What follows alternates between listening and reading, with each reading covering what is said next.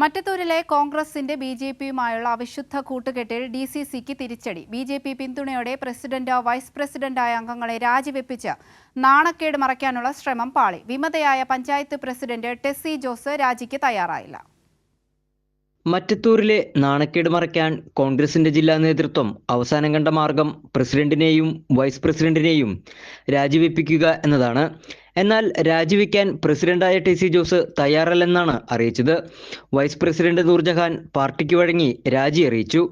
പ്രസിഡന്റിനെ അവിശ്വാസ പ്രമേയത്തിലൂടെ പുറത്താക്കാനുള്ള നേതൃത്വത്തിന്റെ നീക്കത്തിനൊപ്പം നിൽക്കാൻ രാജിവെച്ച അംഗങ്ങൾ തയ്യാറല്ലെന്നാണ് സൂചന. കഴിഞ്ഞ 27-ാം തീയതി മറ്റത്തൂർ ഗ്രാമപഞ്ചായത്തിലെ പ്രസിഡന്റ്, വൈസ് പ്രസിഡന്റ് തെരഞ്ഞെടുപ്പിനോടനുബന്ധിച്ചുണ്ടായ രാഷ്ട്രീയ കോളിളക്കങ്ങൾക്ക് KPCC നേരിട്ടിടപെട്ട് ഒരു പരിസമാപ്തിയിലേക്ക് എത്താനുള്ള സാഹചര്യം ഒരുക്കിയിരിക്കുകയാണ്.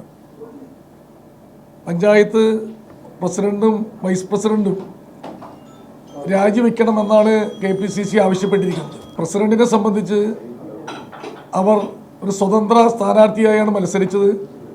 അതുകൊണ്ട് തന്നെ അവരുടെ കാര്യത്തിൽ ഞങ്ങൾക്ക് പരിമിതികളുണ്ട്.